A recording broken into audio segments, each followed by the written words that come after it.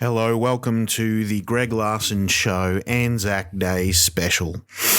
I am recording this show from a hotel room in Sydney. I really hope it's not too noisy. There's traffic noise, like the door doesn't close properly, and I don't understand it. And I'm sick.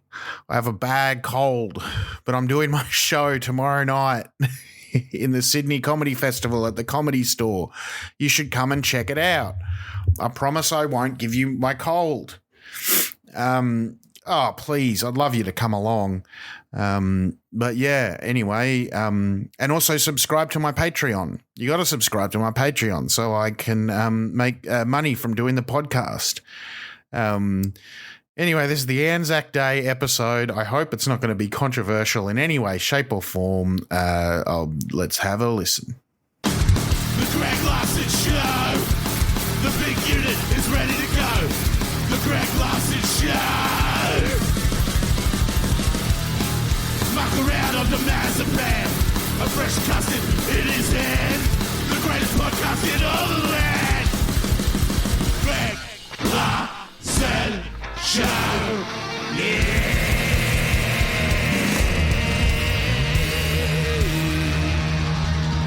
Great, just what we need, another podcast show.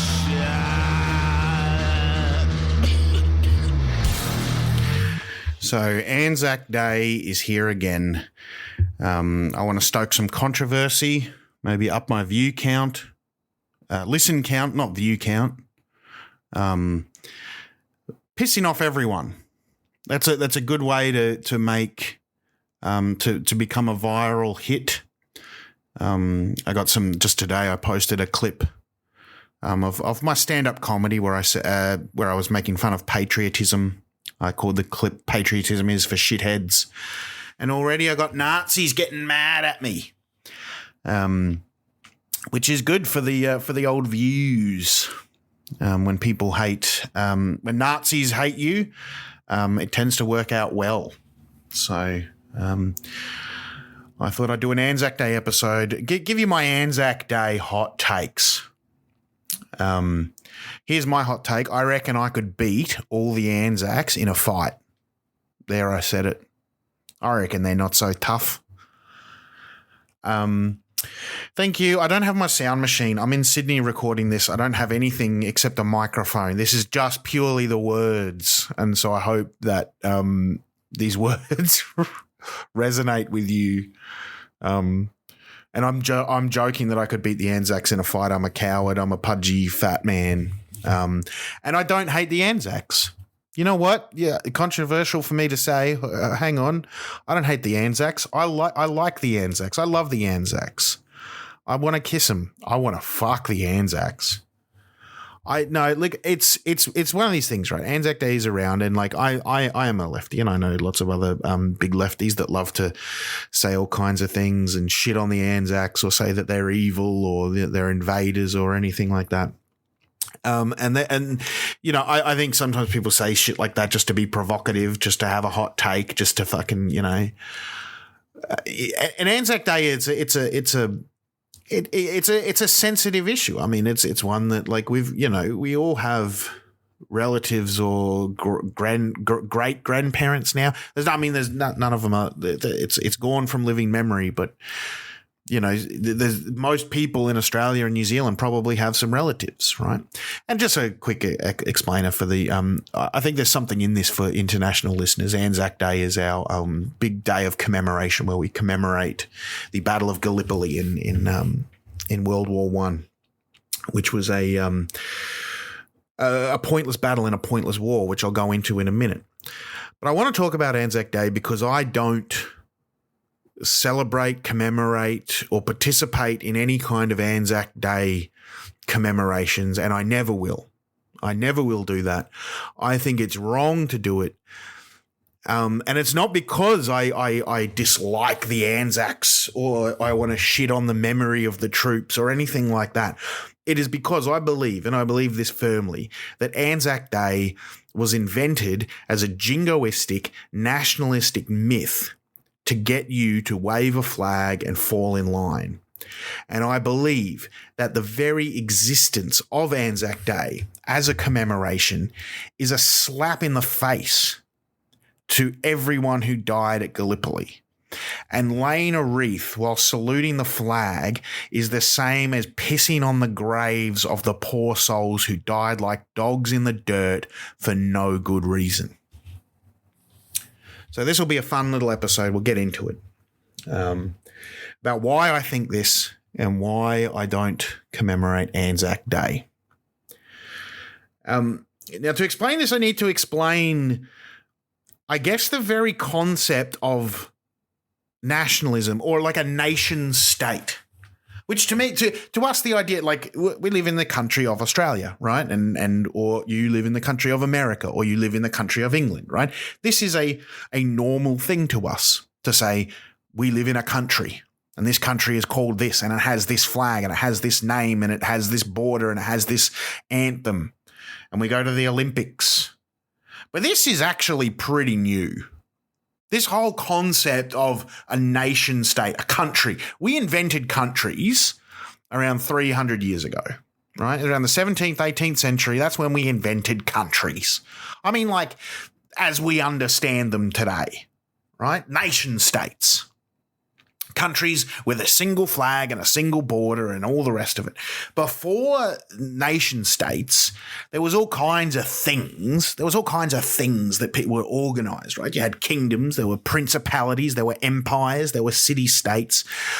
There was all the concept of the state, or a country is, for most of history, in most civilizations, in most places on the world, is completely different to what we understand today. Like, you would have empires or kingdoms or principalities or whatever, right? Or tribes with fuzzy, ill-defined borders, if there were borders at all. Like things like passports and border checkpoints and all the rest of it. These things are relatively new. These wouldn't have existed. And things didn't necessarily exist because, or a border or land didn't necessarily exist because that is just what they decided the country was. It would be more tied up in families and aristocracies and lines of succession. I mean, a perfect example, right, is like people get confused. The United Kingdom and Great Britain, it's all a bit confusing, right? I remember when I was there, I was doing a show and I'm like, here I am in England or Britain or the UK or whatever the fuck you call it. I don't know your system. I don't know your fucking system, but I do know the system because I'm actually pretty smart and I've looked a lot of shit up. And like it's you know, it's hard for us to understand how kingdoms and stuff existed prior to the invention of nation states, right? Like the UK, the union of Scotland and Northern Ireland and England and Wales and all the rest of it, right? And Great Britain. Like at no point, like Scotland isn't part of the United Kingdom because England invaded and went, we're taken over now. They did that ages ago. William Wallace and all that. Big failure. They fucked up.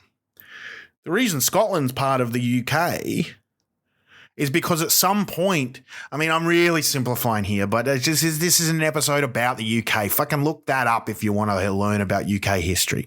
But I'm really simplifying. But basically, at one point, there was just a king who was like, I am the king of England and also Scotland. Like my lineage is both. I've ascended to the throne of both. So let's unify them. I'm the king. So he was James the Sixth in Scotland and James the First in England, or the other way around. I forget, one of the two, right? He just became the king of both of those countries, and then both of those countries sort of became a union of countries, right?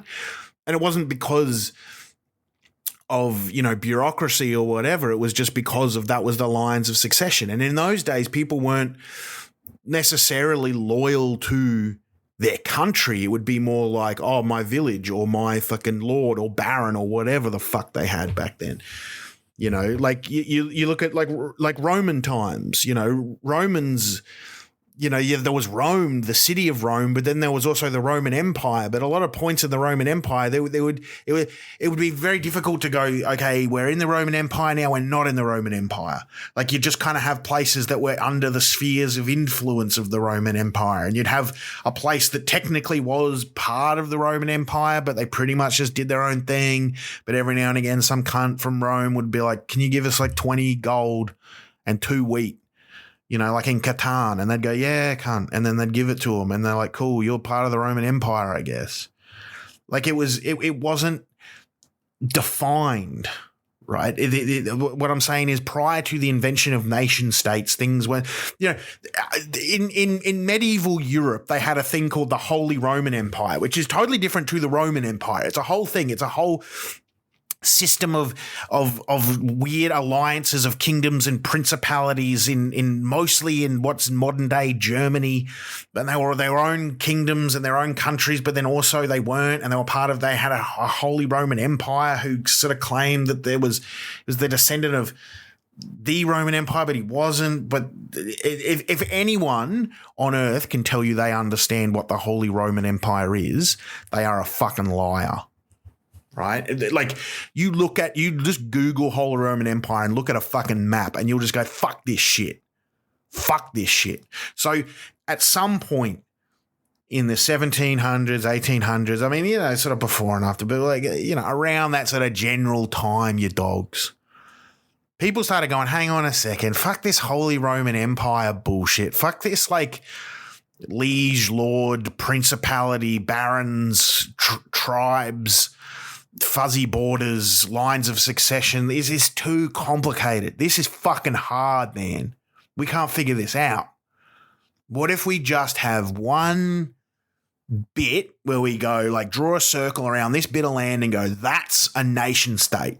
Put a hard border up, chuck a hard border up, and then even if there's a new king, it's still the same nation state. Doesn't matter if they like succeeded with it, blah, blah, blah. Fuck it. It's one nation state and then one flag. Just have one flag and we'll have a song and everything, right?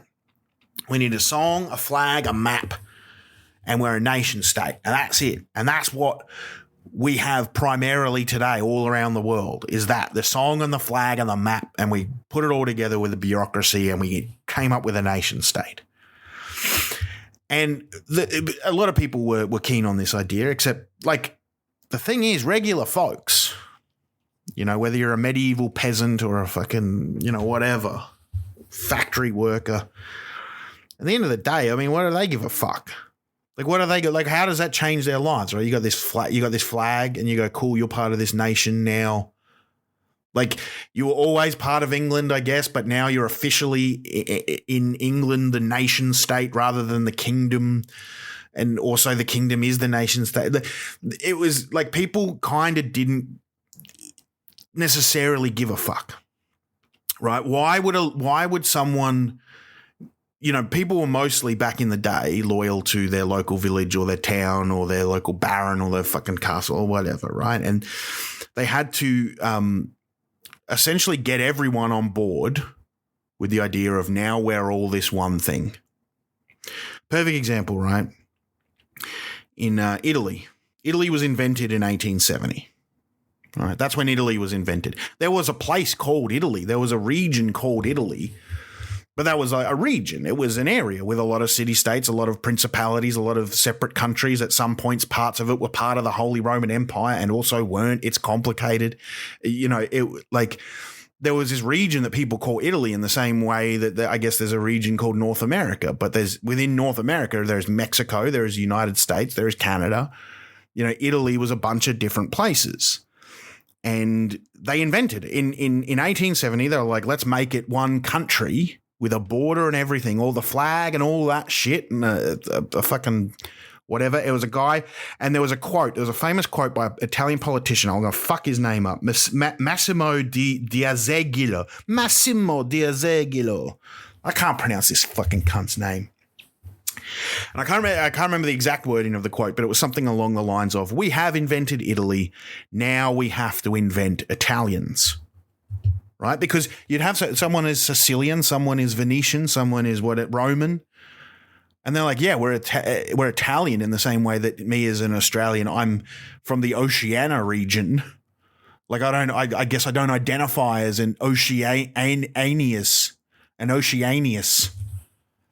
You know, like I suppose I identify as an Australian, but I fucking hate it. I'll get into that anyway. But they had to invent Italians. They had to invent this idea of an Italian national identity. Germany was the same. The country of Germany, it was invented in 1871. Right? There was no country called Germany. There was an area there was Germanic language, Germanic tribes, German kingdoms. Some of them were constantly at war with each other. Others were good friends. But in 1871, when we've made this country, we've invented it. It's called Germany. And they had to explain to everyone in this new country called Germany why this cunt from Berlin and this other cunt from Munich, who used to be like enemies, they're now in the same country. They're now the same culture. They're same people. They needed a nationalist myth, right? They needed a myth. Why this country's important, why you need to join this army, why you need to salute this flag, why you need to sing this anthem. Nationalist myths were the key in creating national identities. And so countries come up with myths, right? A lot of countries have a lot of different myths. A lot of them go back to ancient times. They always try and have some kind of ancient lineage. You know, England has their myths like King Arthur.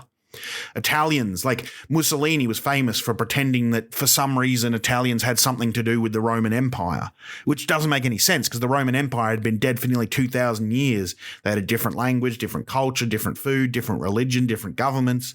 It just happened to be on the same bit of land. You know, like an ancient Roman has nothing to do with a modern Italian. Not really. I mean, as much as anyone has anything to do with ancient Romans because we're all descended from all them cunts.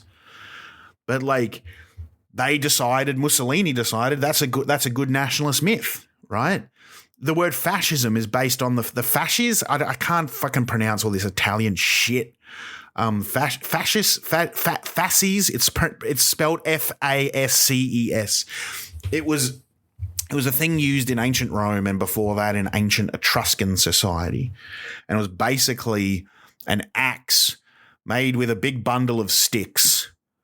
Like a bundle of sticks tied together with an axe head in it, and it was symbolic somehow in ancient Rome where people would be like, I've got the axe made of sticks and I'm in charge now. And everyone would be like, oh, okay.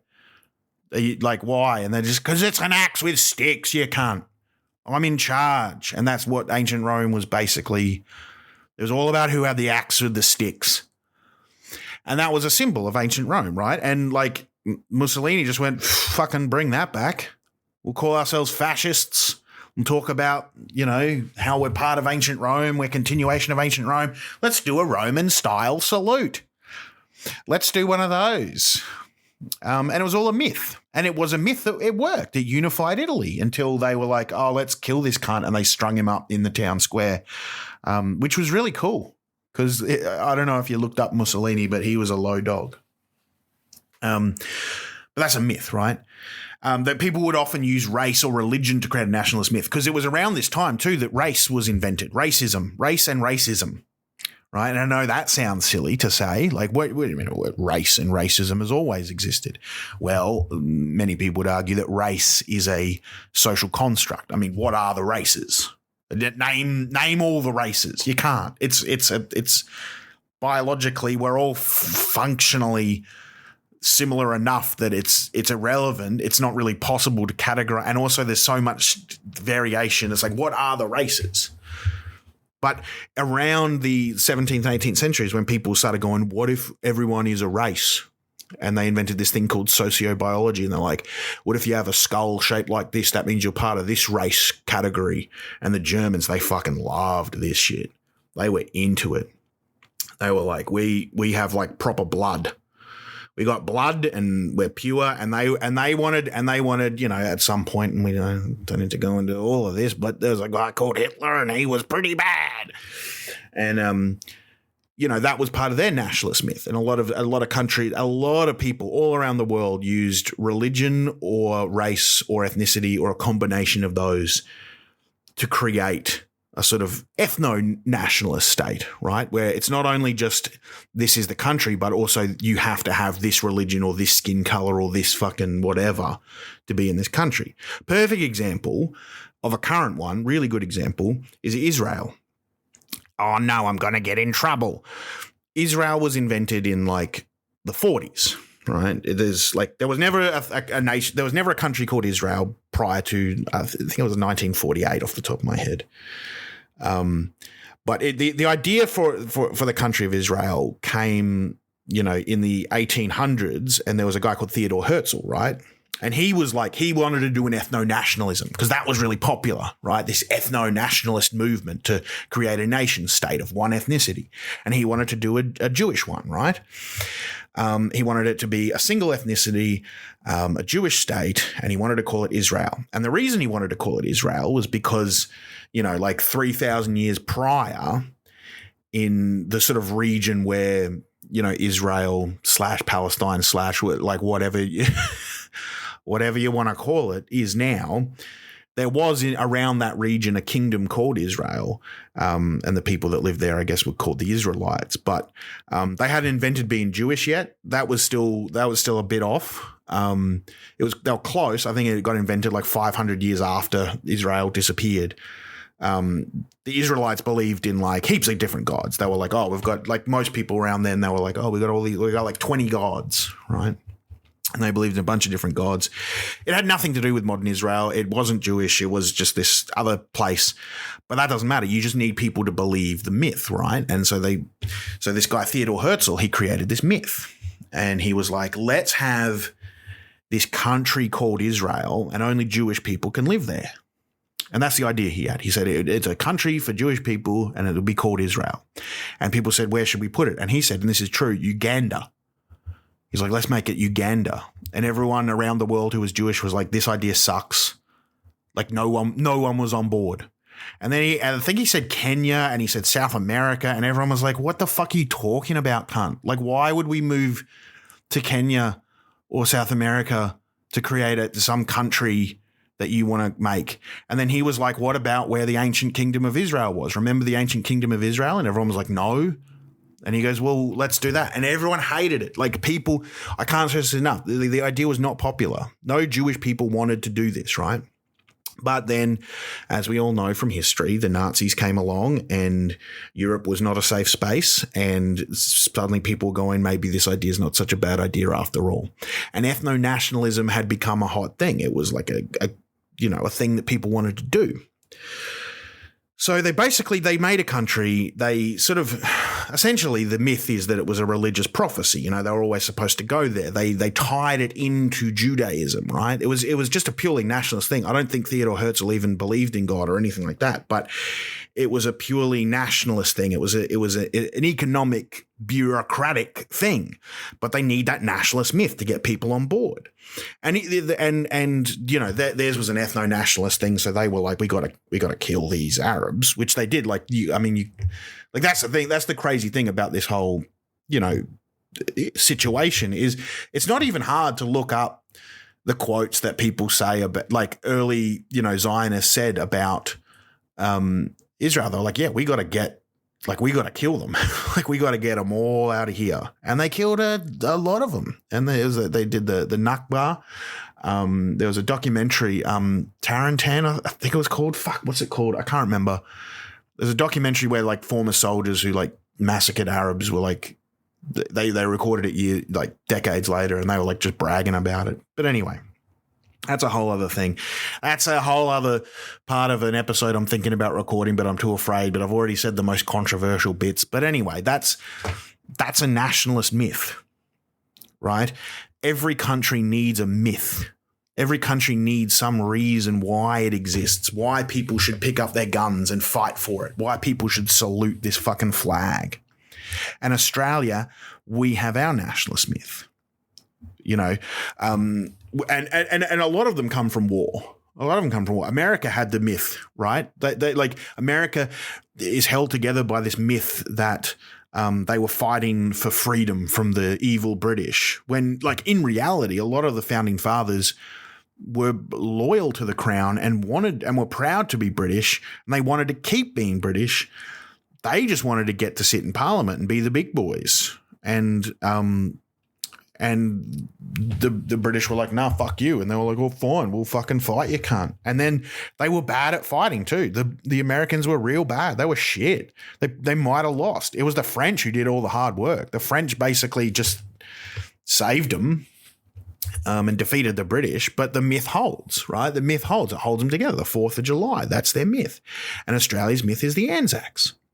That's our myth. That's where we believe our country was founded. And it wasn't. But we believe that. And the myth that we believe in Australia is that these brave, naive country boys from the bush, they went overseas to fight in the Great War, a noble cause. They sacrificed their lives for us, for our country. We believe that they died for our freedom. They died for our country. They died to prove that Australia was strong. And, you know, there's some myths about it too, that it was, you know, lions led by donkeys, and that we were brave, hard fighting men, and we would have won if it wasn't for the incompetent English leadership. We believe that Australia grew up that day and that we became a nation on that day. And I believe that that is all total fucking horseshit. And start with the war, right? Start with the actual war. World War I, the big one. You know, they called it World War I during World War I. I swear that's true. Maybe I saw it on QI. But they were like, this is the First World War. Like they knew there was going to be another one. But like, the easiest myth to dispel in any way, shape or form is that the Anzacs were fighting for our freedom, that they were fighting to protect our country. Absolutely not. Just not even, I mean, it's just not even a question. Our country was not under threat. It was not our war. It was not our fight. It was nothing to do with this country. No one was invading Australia. Nothing. There was no ideological basis whatsoever, you know, for us to go over there in any way, shape or form. And I also feel like I want to really have a disclaimer here as well. I think I said it at the start. I don't know if I expressed it fully enough, but I genuinely am not here to go, oh, fuck the Anzacs, fuck them, fuck these cunts. No, not at all. And I just want to, I want to double down on that a little bit right now, because it's going to start sounding like that's what I'm saying. But they didn't go over there to fight for freedom. They didn't go over there and they didn't sacrifice themselves for our country. Like, sometimes in history, there are wars where there are good guys versus bad guys. That has happened in history. Hitler, for example, and I will say this, and I'm not afraid to say this, Hitler was a bad guy. He was the bad guy. And anyone who fought against Hitler and helped fight Hitler was a hero. And they did sacrifice themselves for something greater. They sacrificed themselves for something good. And they shot Nazis, and that was good. And they had to do it, and it was the right thing to do. You know, in America, the war, the Civil War, the Confederates were the bad guys. And now, of course, you know, if any history buffs will know, there were plenty of Northerners who didn't give two shits about slavery. They didn't give a fuck. They resented the slaves. There was plenty of racism on the North. They were just fighting to keep the Union. But the Confederates were fighting to keep slavery. That's the whole reason that the war started. That's the whole reason they were fighting. And that is bad. Oh, again, I will say it. Slavery, not good. I'm against it. I don't like slavery. I've never supported it, and I've never owned slaves and never will. So I'll say that, and I'll never stop saying it. The Confederates were the bad guys, right? That was a clear-cut case of goodies versus baddies. Sometimes, every now and again, there is a war like that. The First World War was not one of those wars. World War I, the bad guys were the bosses, the prime ministers, the kings, the emperors, the generals, all those cunts. Those were the bad guys. And the good guys were the poor souls who were fighting and killing other people they'd never met for no reason. Like, World War One. I mean, I'm really glossing over a lot of fucking details, but let's get down to the brass tacks. Is it the brass tacks? Like taxes in like a thumbtack or taxes in tax? I don't know. I feel like I have a fever. I've got a bad cold right now. World War One didn't happen for noble reasons. There was no greater good in World War One. For like on any side, there was no country that was in it for any reason other than just they had a complicated web of alliances and everyone was like, my nation state should be here and my nation state should be here. It happened. It literally just happened because a bunch of rich cunts in Europe were kind of just pretty keen on having a war. Like I'm exaggerating, but I'm kind of not. Like it was kind of just people like, fucking war's pretty cool, dude. The war's pretty cool. 1812 Overture by Tchaikovsky. That shit's fucking cool. Napoleon. That shit's fucking cool. There's a bunch of posh cunts who thought war was a cool, noble adventure. And they had this stupid network of alliances because they were obsessed with all their flags and their anthems and they just wanted to have a big fight. And they did. They had a big fucking fight. And they did it for a bit. For 5 years, they killed millions and millions and millions of people in one of the worst meat grinders, one of the most horrific slaughters in human history. And then at the end, they all just kind of went, nah, forget it. We'll just stop now. Like, and they just stopped now. And they just stopped. And, like, the Germans lost, but they didn't disappear. Spoiler alert, they came back badder than ever. Like, it was just like they lost. Like, I mean, like, they just had the war and then they stopped having the war. Just millions and millions of people died. And for the average person, like, what would have fucking changed? What for the average person over in Europe, what would have been better about the war ending? What would the end result be?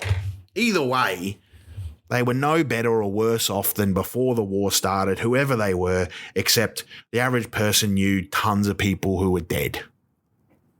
It wouldn't have made one little bit of difference to the life of a Frenchman if Germany had been like, all right, France is Germany now. They wouldn't have made one bit of difference to their life, whether they're milking a cow or drinking their sweet wine with their little moustache. Like, you got a German flag, you got a French flag, it wouldn't have made one fucking bit of difference. It wouldn't have made one little bit of difference to a German. If France had come in and gone, we own this now, they would have sat there eating their schnitzel going, oh, well, I guess we'll fucking have a French guy now. If the average British person, like, how would their life change if instead of an English king, they had an Austrian king? Like, they're still paying tax to some cunt. They're still paying some fucking rich cunt some money. They're still walking around eating their fucking croissants. Like, the good guys in World War I were the working class and the bad guys was the bourgeoisie. A little bit of socialism in there for you. The only troops in the whole war who knew who the real enemy were the Russian troops. And in 1917, they turned on their own generals and their own leaders, and they fucking shot them.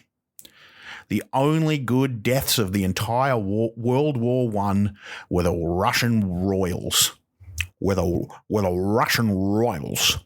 Russian royals were the goodest deaths. Like, the Russians went, nah, fuck you. Why are we going over here killing Germans? Who were like, what the fuck? What is this? And they went to their own generals and their own leaders and said, fucking, you're dead, cunt. And they fucking did it. And then everything in Russia was good forever. A little bit of ironic humor there. It turned out to be not so good. What I'm saying is the Anzacs didn't go over to fight for our freedom. Our freedom was not under threat. It wasn't. No one was going to invade Australia in the First World War. Australia was going to sit there and be Australia regardless. We could have just completely stayed out of it. No impact. And even if Australia was under threat, right?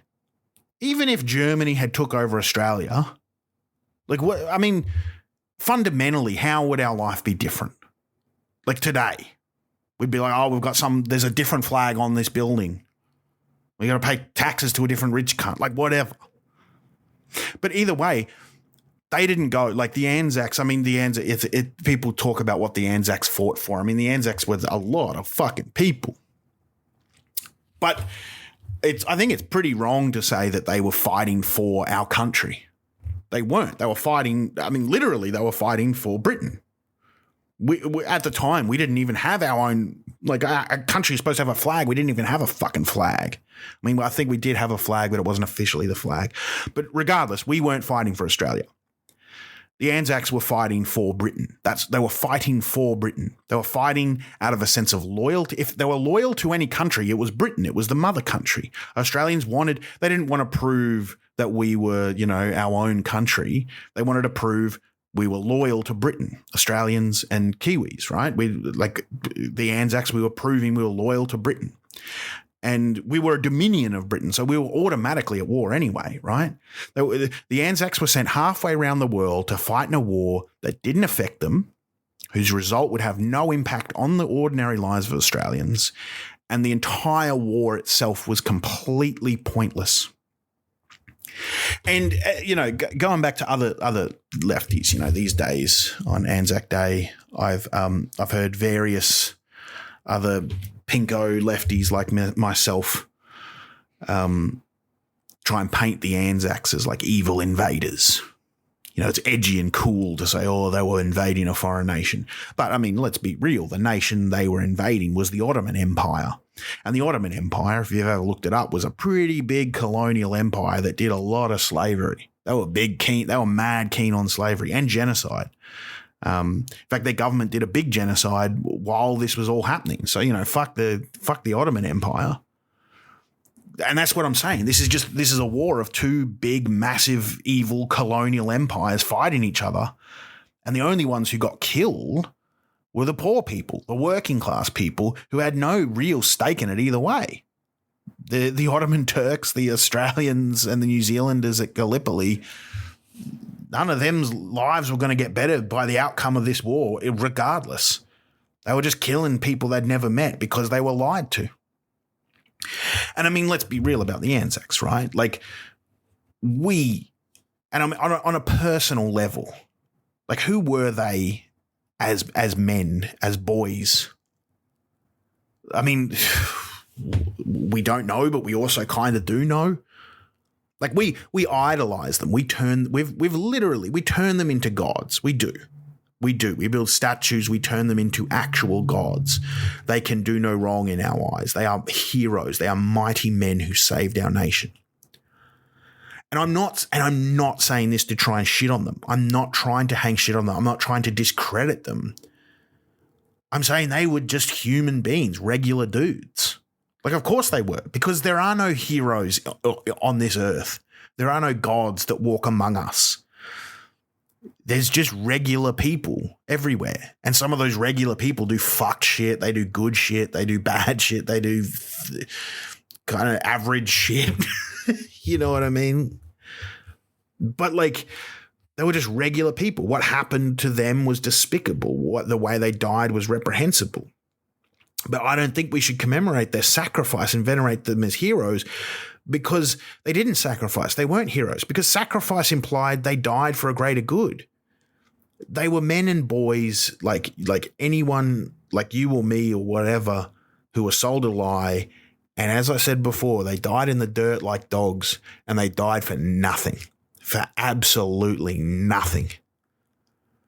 And that's not to shit on their memory. That's to say that's to shit on the people who sent them there and made them die for nothing.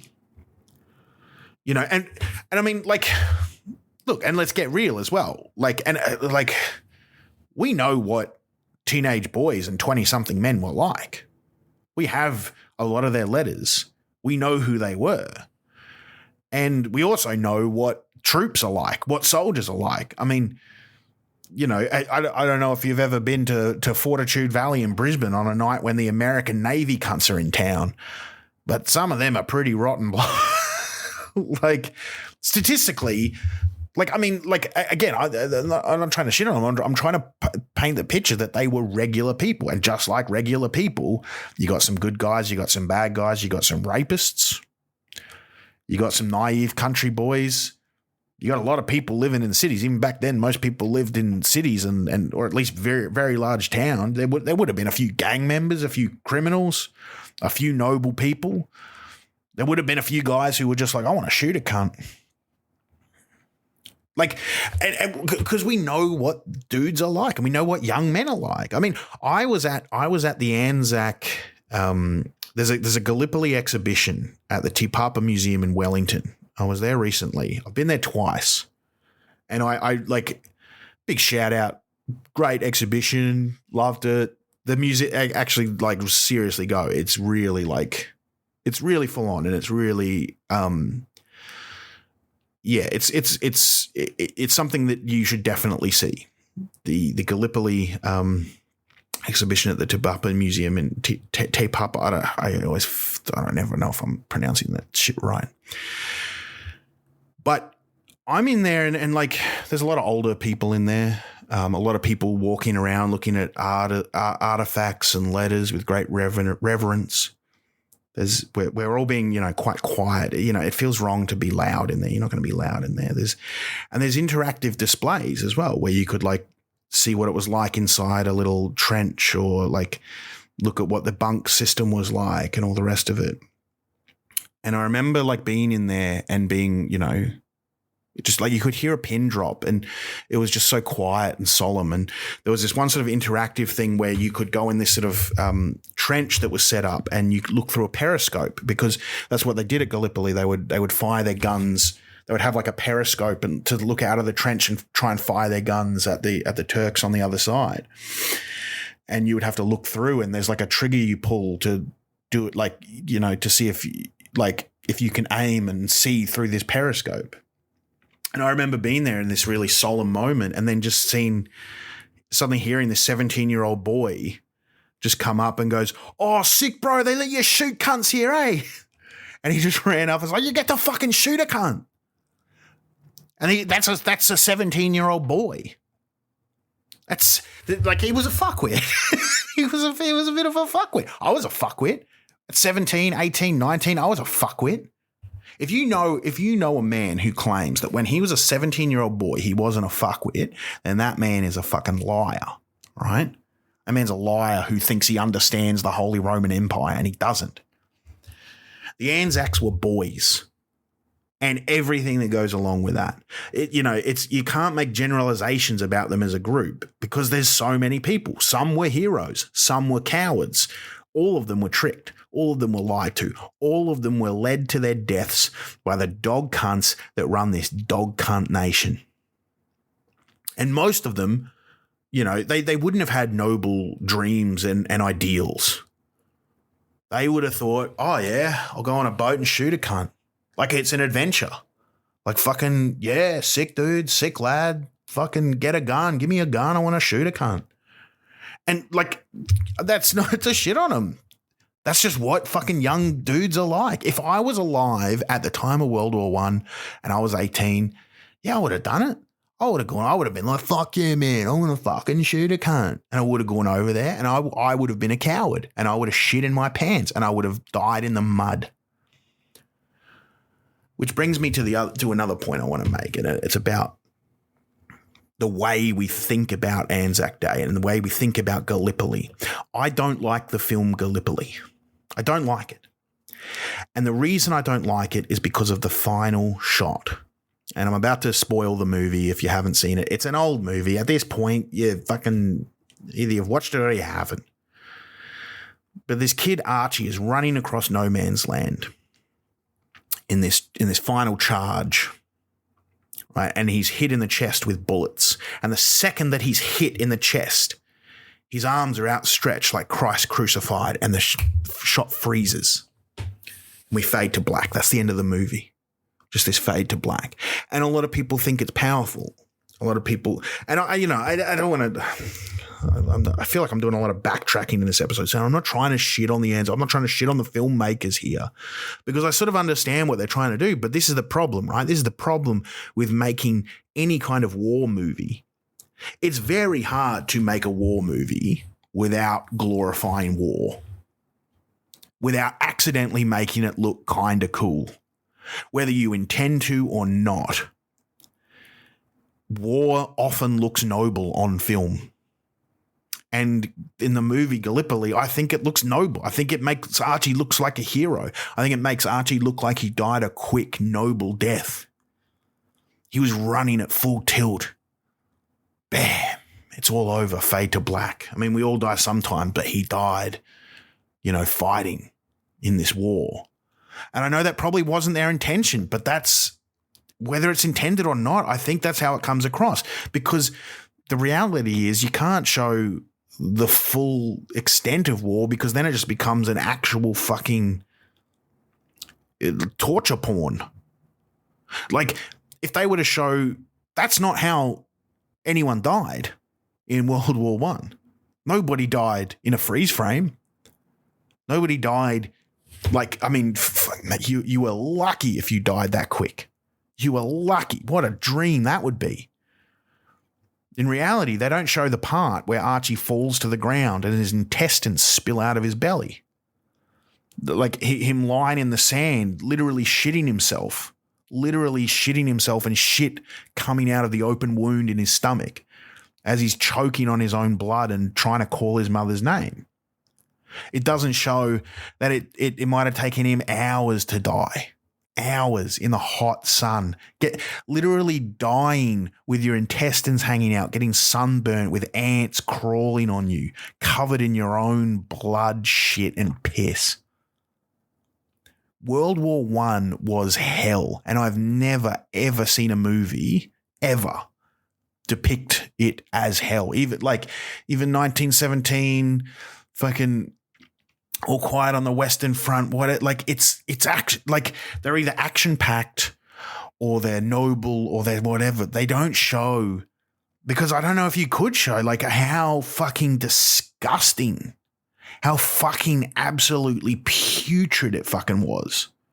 Like it would be not infrequent that soldiers would be digging a trench and then dig their spade into the dirt only to pop open the belly of a dead soldier who had died like the previous year and had gone all putrid, and the guts explode with fermented human guts. Like, people would literally shit themselves to death in trenches covered in rats and lice. It was fucking disgusting. You didn't die quick in World War I. You drowned in mud. People had their skulls crushed under the boots of their own comrades as they ran away from machine gun fire. People got blinded by poison gas. And like for no gain, for nothing. Like, people just died in the most horrific way imaginable. I don't think there is a war on earth that I would want to be in less than World War I. Disgusting, painful, torturous deaths. And it didn't even matter. Like, it didn't even matter. Like, people just died. No gain. Like, we lost Gallipoli. Didn't matter. Like, we lost the battle. All those people died and they went, well, fuck it. Let's just go home. Like Winston Churchill, who was the I don't know, some Navy cunt at the time. He was one of the masterminds of Gallipoli. They were like, yeah, let's have this battle at Gallipoli. And then they did it and we lost bad. And I'm not shitting on the fucking Anzacs. They weren't good soldiers. They were poorly trained. They didn't have the resources. They lost. And it didn't fucking matter. And then they went, well, don't worry about it. Like, all these people died the most gruesome, horrible, disgusting, despicable deaths. And they went, don't worry about it. I'm just going to go now. I'm just going to go. And they lost. And we still won the war. Like, we still won the war. Like, the Battle of Gallipoli just literally didn't matter. And even if we didn't win the war, it wouldn't have mattered because no one invaded us. So we could have just stayed out. We could have just stayed out of it altogether and nothing would have happened.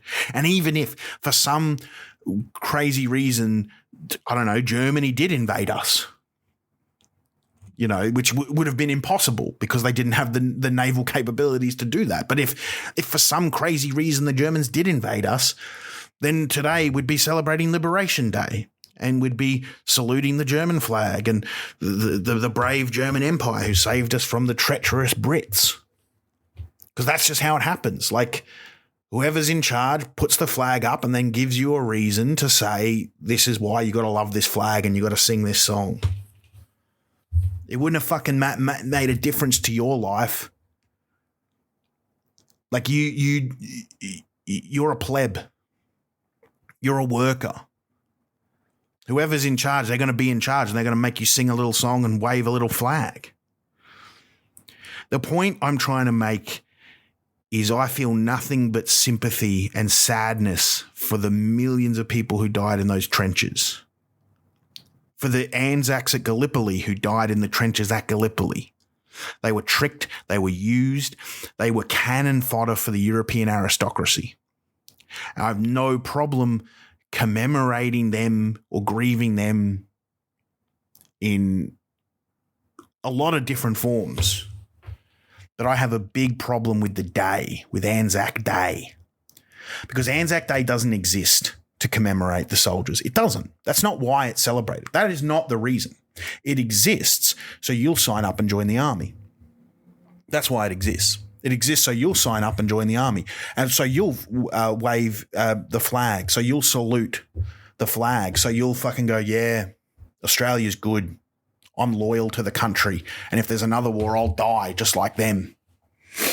It exists so you'll fall in line. Because these weren't heroes who died for our country. They didn't die for our country. They were killed by our country. The Union Jack and the Australian flag is what killed them. Winston Churchill killed the Anzacs. John Monash killed the Anzacs. Billy Hughes killed the Anzacs. And I believe that flying an Australian flag over the graves of Anzacs in tribute is like Jeffrey Dahmer having a cookout over his torso barrels to commemorate the loss of his victims. If you are a general in uniform or a politician laying a wreath on Anzac Day, you are the one who would have killed the Anzacs, and you are the ones the Anzacs should have turned on. They should have turned around and pointed their guns at John Monash and Winston Churchill and shot those cunts in the fucking head and said, fuck you, we're going home. Those are the people responsible. They are scum. They are scum that sent millions to die in a global dick measuring contest. And just like making a movie about it, it's like, I feel like it's impossible to have a national day without making it look cool and heroic. You know, like whether we're trying to or not, we're basically saying to our kids, look, Billy, this guy got a gun. He went over to Turkey and he got shot and he's a fucking hero. Don't you want to be a hero? And it doesn't matter how solemn the message is. That is the takeaway. I mean, that is what I grew up believing, that these guys were fucking cool. Like, that's what you do. You pick up a gun. You fight for your country. And it's all bullshit. It's a nationalist myth to make you fall in line. Just like Italy wasn't a continuation of ancient Rome and Germany wasn't about pure blood and all this stuff they made up. Australia wasn't founded at Gallipoli. That was just something they made up. Australia was founded in a very boring way, like all countries are founded, with some fucking bureaucracy and legislation and some forms. That's all Australia is. Australia is the flag, the country. It's not people. People don't make Australia. Australia isn't culture. Australia isn't tradition. These things would exist regardless of the existence of a nation state. People can have a fucking backyard barbecue. You don't need to have a flag in a country called Australia to do that. Just like, you know, there's cultures all around the world. There's ancient cultures like India and China who have modern nation states, but the cultures and religions have existed long before those modern nation states even came about. You know, Indigenous Australians, I mean, they weren't Australians before white people invented the word Australian. They've been here for 40, 50, 60,000 years. What makes Australia Australia is not the people, it's not the culture, it's bureaucracy. It's a form. And then, you know, whether that's a good thing or a bad thing is irrelevant. That's all a nation state is. It's just a bureaucratic system where someone in a fucking suit and tie has gone, these are the borders, these are the laws. Every once in a while, you got to go get a gun and kill someone or get killed because we're having a dispute about tariffs or shipping lanes. Right? And they know you will never do that unless you have a fucking flag and a song to sing. So they need a myth. They need a hero. And Anzac Day is our myth. Anzac Day should not be a day where we fly a flag. Anzac Day should be a day where we burn a flag. On Anzac Day, we should burn the Australian flag and spit on the graves of the aristocrats who sent the Anzacs to Gallipoli. People should shit on Winston Churchill's grave, take a shit on John Monash's grave, and throw piss at Peter Dutton.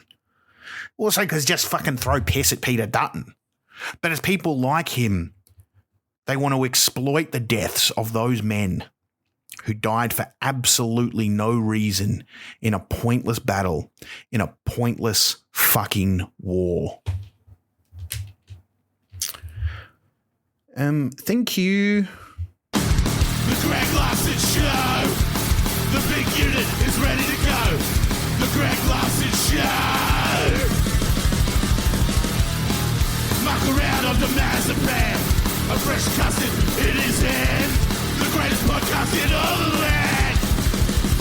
Greg Larson Show.